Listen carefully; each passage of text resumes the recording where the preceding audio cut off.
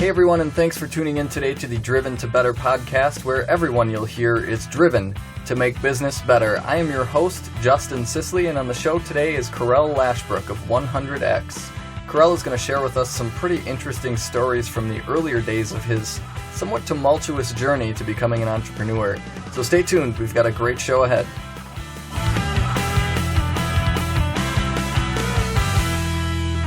So, Correll, why don't you briefly tell us about what you're currently working on? Give us kind of your elevator pitch on that. Sure, Justin and Jordan, thanks for having me today. I'm really looking forward to seeing you guys pull together some really interesting podcasts, and happy to be a part of it.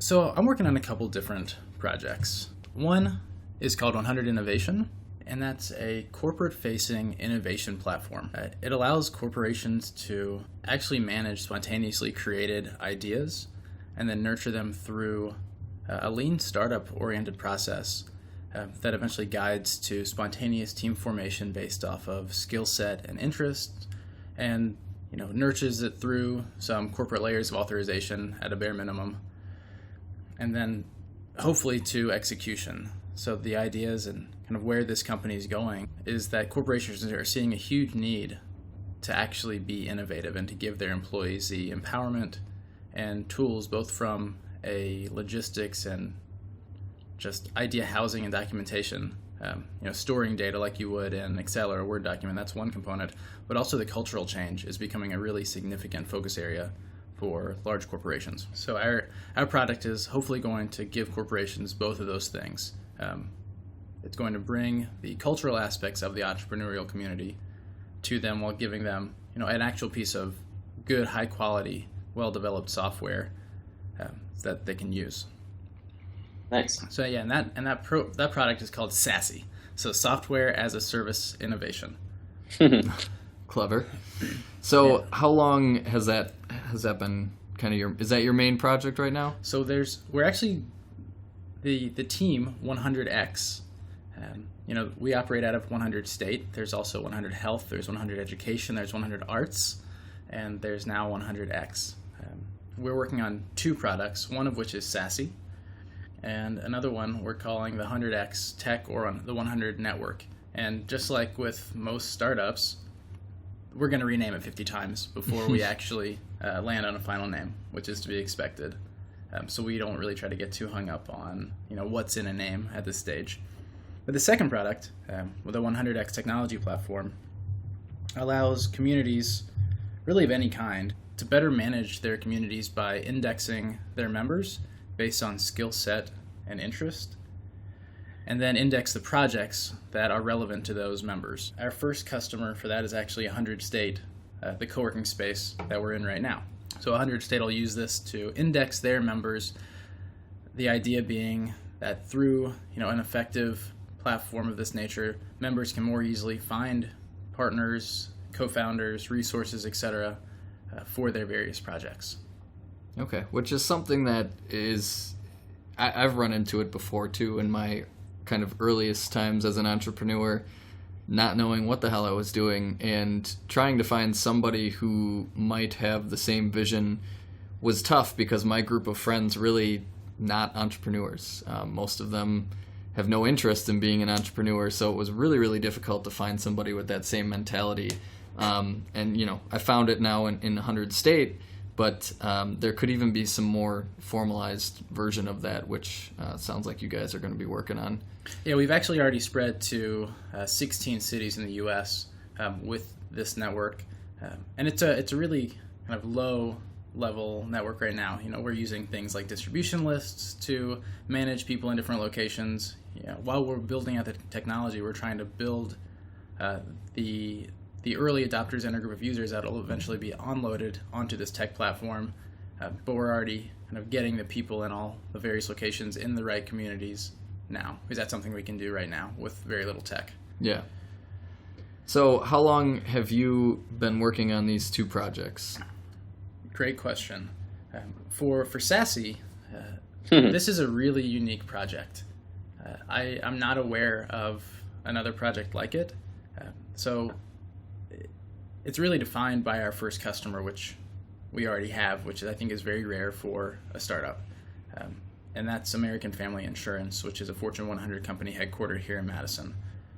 They've actually agreed to embark on a collaborative process with us where we're going to design this tool in concert with them. So they've given us resources on their team that will work with us to review our development, to make suggestions, and ultimately help us implement this tool. And the philosophy that we're moving forward with is we're building a startup together. So we're actually, we're married now to a large corporation, which I think is in itself something that is really, really, we could talk about for hours.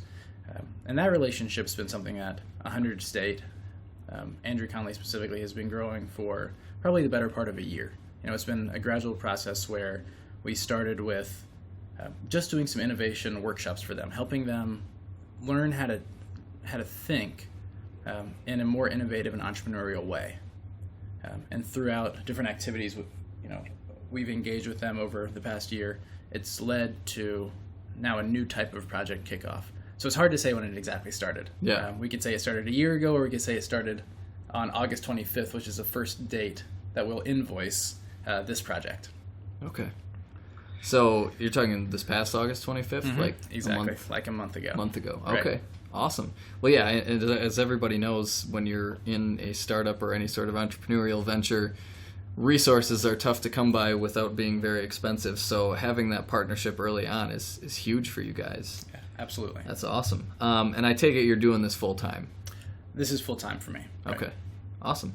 Well, we'll kind of talk more about kind of your beginning, I guess, as an entrepreneur. Maybe you can relate it to these projects or even a project before these if you want. Yeah, how far back should we go? Well, Jordan, what do you think? Well, I know, I know Correll is probably discrediting himself, but I think he's done some other kind of entrepreneurial ventures outside of working with the 100 State group. So I guess kind of take us back, maybe it was 10 years ago or 5 years ago. When did you really start to pursue your entrepreneurial itch? Yeah, so I'll actually go back even further. I'll go back about 21 years ago. Take us back to elementary school. Yeah, absolutely. So I feel really fortunate that I actually come from a family of entrepreneurs. So it was very ingrained early on that if you kind of wanted something, that you'd have to figure out a way to get whatever that was. So I think I was probably about 6 years old, and I really wanted to get my ear pierced because I thought it was going to be the coolest thing ever. So my mom was like, all right, no problem. You want to get your ear pierced? That's great. You've got to pay for it. That I think through that experience, as well as the ones leading up to that, it really had me started my mind thinking in a way that was really, really different, and in my life has been amazingly beneficial. And all of a sudden, at that point in time, every single problem that someone else had became an opportunity. So probably the first time I took on work for money was, I think I was like 5.5. Really wanted to get my ear pierced. And I made a deal with a neighbor that I would pick up walnuts in their yard for a nickel a piece. Growing up in South Carolina, lots of land, lots of walnuts. I ended up picking up a couple thousand walnuts. And the naive youth in me allowed the deal to be retraded at place of payment, or at point of payment, to a penny per walnut. Oof.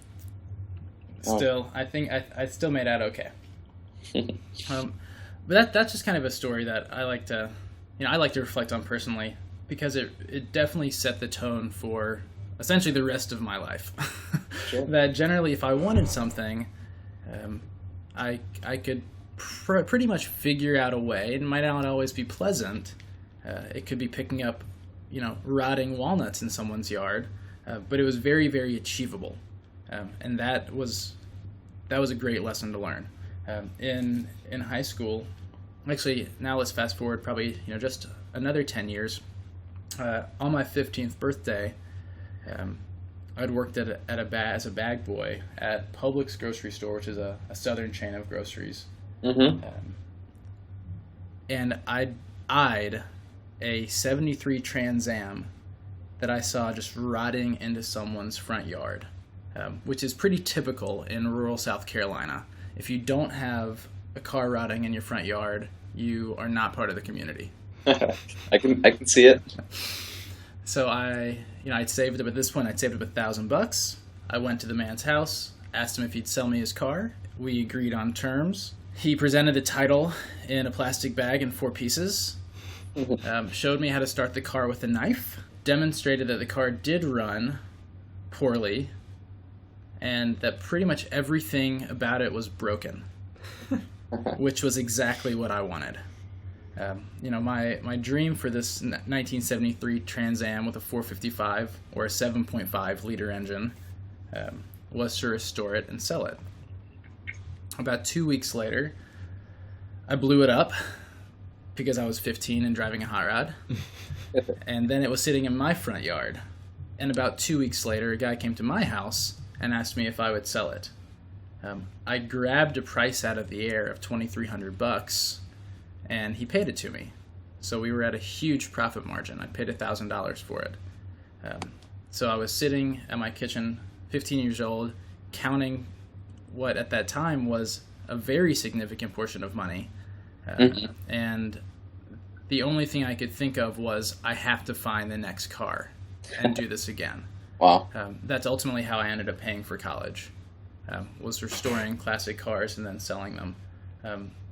And one thing that I learned from kind of this experience, which I think might be worthwhile, is that generally every single sector market or niche area that you can get involved in, you can kind of identify a relatively low effort, high reward way of doing it. So with muscle cars, for example, I realized that there were a couple different kinds of market. There was the ones you see at auction for $2 million. There'd be the ones you'd see at a junkyard for $500, and then there was kind of this middle zone of 80 and 90% cars where they looked solid, they had a solid frame, and they could sell between $10,000 and $30,000. And there seemed to be a very high market of buyers, because it was in an actually affordable price range. So I more or less figured out a way where I just, by looking behind people's barns or driving around, just commuting, I was able to find cars that were 60 or 70% cars that had a solid body, generally had very poor paint and not much interior. But I knew that they were very solid cars, and through just replacing the interior and then maybe giving it a paint job, I could take a 60 or 70% car up to a 90% car really, really easily and without much time and capital. And I think the same principle can be applied to a lot of different entrepreneurial endeavors where you find a key problem that most people don't want to take on. So for example, most people, when they look at a car with a wrecked interior, they go, oh my gosh, this is going to be a nightmare. I can never do this. Or if I have to pay someone to do this, it's going to put me upside down in this deal.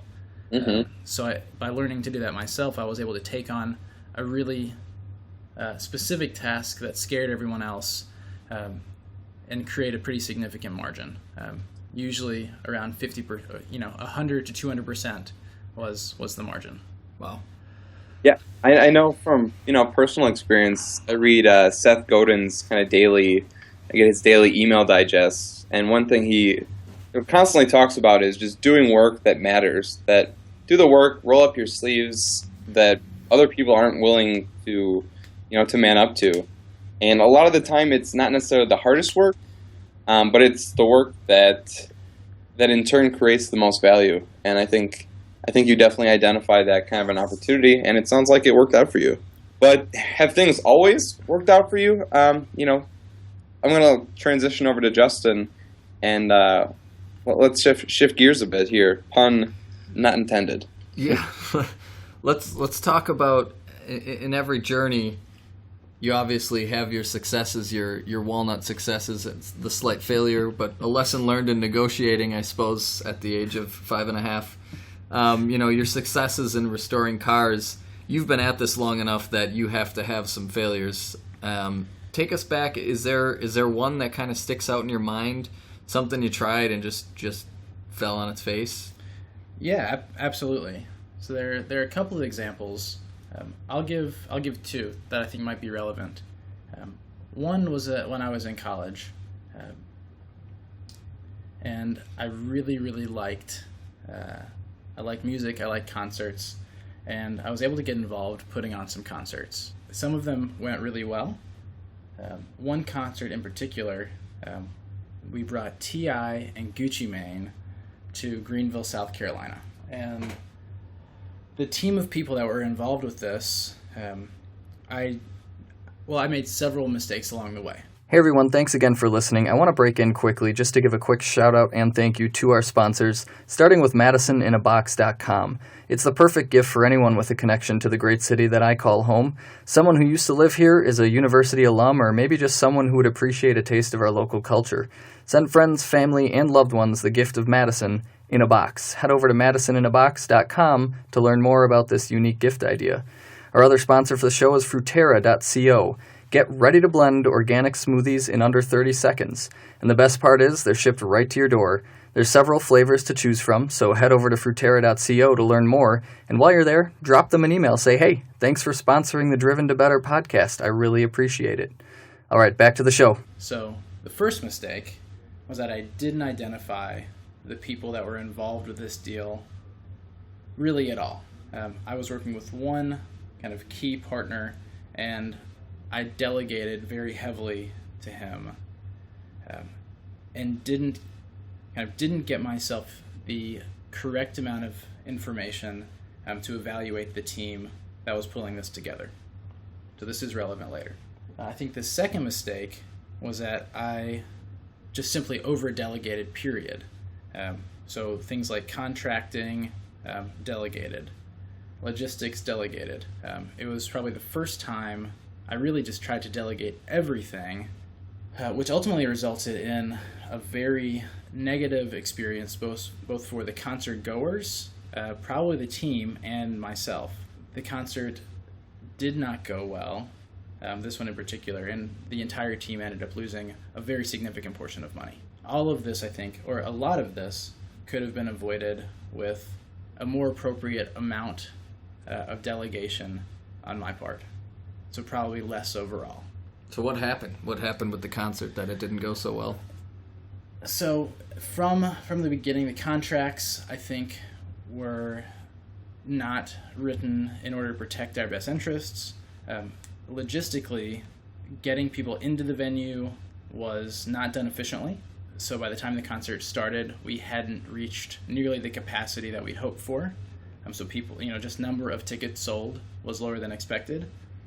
And because we hadn't worked out security in a meaningful way, and this is where it gets a little bit interesting, one of the upset patrons that couldn't get in time for it to start ended up throwing a mace grenade into the establishment. Yikes. Right. Needless to say, the concert ended promptly. Because our contracts were written very, very poorly, we ate all of the losses. Wow. Right. So this was a huge lesson learned. Certainly not the last time that more information was necessary before pulling the trigger on a deal. Yeah. Well, we might have to save the second example for a second interview just to keep you on time here. I know you got to get out of here. So let's circle back to your current business then, and what kind of struggles are you having right now with 100X or 100 Innovations? Yeah, so we're in a very interesting place, I think, as a company. We've just hired for the first time, so we've taken on 2 additional full-time employees. Certainly a milestone for any company. So now we're having to learn how to act like a different kind of startup, and I'm not entirely sure how that process is going to play out. So when I say different, what I mean is that as a startup company that's limited in resources to only the founding members, which are generally working only for equity, everyone takes on as much work as is needed in all of the different areas that are needed, period. When people are hired, now a large task is ensuring that those people that you've hired have tasks to fill them to an appropriate capacity. So it's no longer scrambling and taking anything on. Now you have to learn to be very specific. And I'm not sure how we're going to do that effectively. So that's my big to-do over the next week or two, is how do we operate now as a more mature team that puts our employees in a very stable and productive environment and manages tasks and workload in an effective and intelligent way. Okay. So I'm going to be looking for mentors that have grown this kind of startup or gone through this journey as well to help me do that. Yeah, and I've heard that struggle before. People kind of walk that line between being, and I hear it a lot with solopreneurs. So they're kind of that everything person for their business. They're literally doing all of it, and then you have that line where you realize you're doing too much and you need to bring on help, but then you bring on help and you don't quite have enough for the help to do. So then you're wondering, am I wasting money having somebody on the payroll to not really work 40 hours or whatever it may be, to not fill up their time? It seems like a waste. So you are definitely not alone in that struggle. And we talk a lot on this podcast about mentorship, surrounding yourself with people who've been there and can help you out. So definitely you're on the right path there, looking for help there. So let's talk about something a little happier now. Let's talk about some successes you've had. Yeah, as Justin mentioned, let's get into the good stuff. Correll, talk us through maybe one thing that you are doing currently that is working really well for your business. I know I'll take the easy one. You're surrounded by an incredible community of people supporting your endeavors. So what else can you take us through something else that is working really well for your business? Absolutely. The single largest contributor to my success right now is life outlook. And I cannot stress this enough. Certainly surrounding yourself, with inspiring, intelligent, kind people is a must. And surrounding yourself by people that push you, in the right directions, maybe in not as nice ways, is really, really beneficial as well. But I think a large change that happened, just in the last 6 or 7 months for me, was I've experienced a very large outlook shift just on life in general. I'd say my outlook is amazingly positive, and this is not because 6 months ago I started making cash over fist. In fact, I think that probably about 6 months ago is when I quit my corporate job, and my income actually took a 180 and started going negative instead of positive. But somewhere in there, something really, really changed. I'll try to be concise in saying that I think it allowed taking a step outside my comfort zone and outside of a monetarily secure environment allowed me to really assess what's important to me in life. And through having a very steadfast understanding of that, it's made it really easy to make decisions. Now I don't make decisions based off of what's going to earn me the greatest dollar, or what's going to lead to the most margin optimized deal. It's most of my decision making is driven off what's going to produce the most joy or positivity for me or the team that I'm working with. And that seemed to just change everything. Yeah, it is amazing what positive outlook on life and your business and an attitude adjustment. It definitely has a trickle-down effect, and I hope that takes 100 innovations and 100x and all your other projects into the right direction, because it sounds like it will. Yeah, I think another big change is being able to be a little bit more calm and understanding that it is literally impossible to know all of the answers to the equations we're trying to solve as we plan out our businesses all at once. It's just not going to happen. And kind of resigning to that fact has allowed me to focus more solely on the things that actually matter. So I'm no longer getting worked up over a lot of the unknowns and allowing myself to be distracted by them. I'm instead trying to focus very, very much on the knowns and how I can continue to drive those down beneficial paths.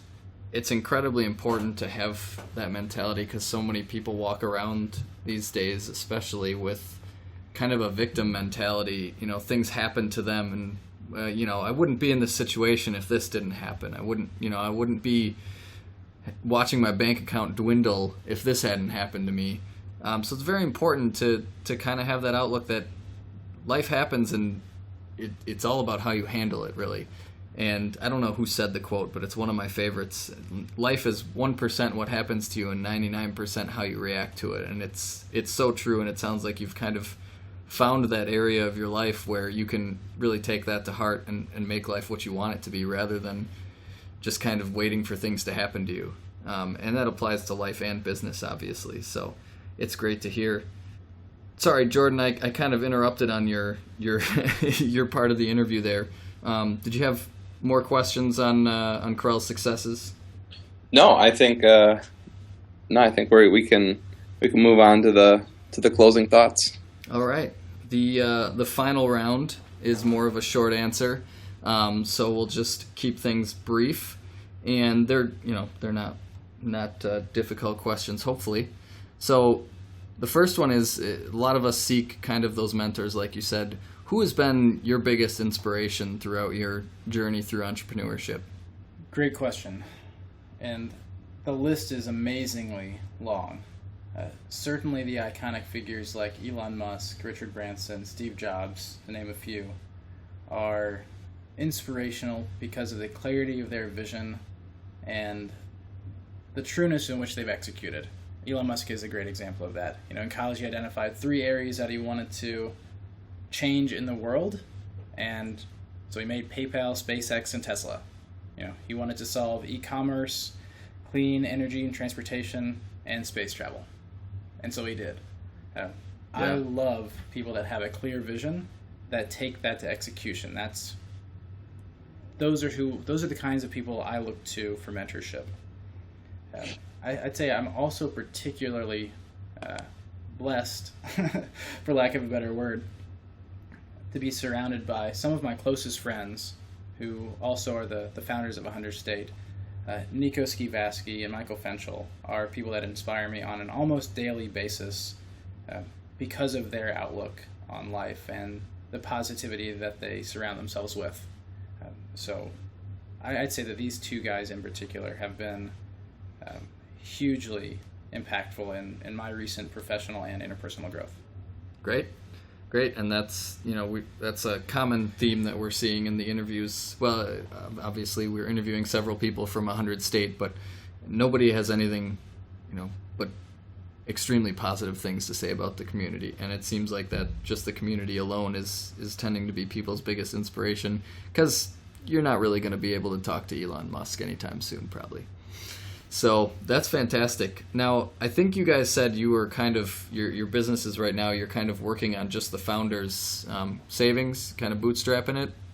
You guys don't have funding yet, do you? No. Okay. We're in a very, I think we've engineered our team and our company in a very interesting way. The partnership I mentioned with American Family Insurance is providing us with operating capital because we're billing them every month. They've hired us, or through our partnership, they've agreed to give us dollars for service. And this is a service that we're obviously functioning as a team. Like I've said, we're building a startup together is the mentality that drives this project 100%. But it is giving us operating income, which is going to give us a much longer runway than if we structured the company or the deal a different way. Yeah. So if you had, let's say you found a windfall of $100,000, it's not debt, it's not equity, it's just a windfall. What would you guys do with it in the next couple weeks to further your business? Probably we put it in the bank and think real hard, especially when getting just free cash. That's huge. So I think the first thing you want to do is slow down. Okay. Don't touch it. Think about your business, and in fact, try to hang on to it as long as you can. Don't put it anywhere. Work as though you didn't have it, and then identify the areas that must take on money. Even if you have money, I think it's really advisable not to spend it unless you absolutely have to when starting a business. Yeah, I agree. I think a lot of people have the money, and so they just pour it into the business, and you see some businesses that are successful solely because they had funding.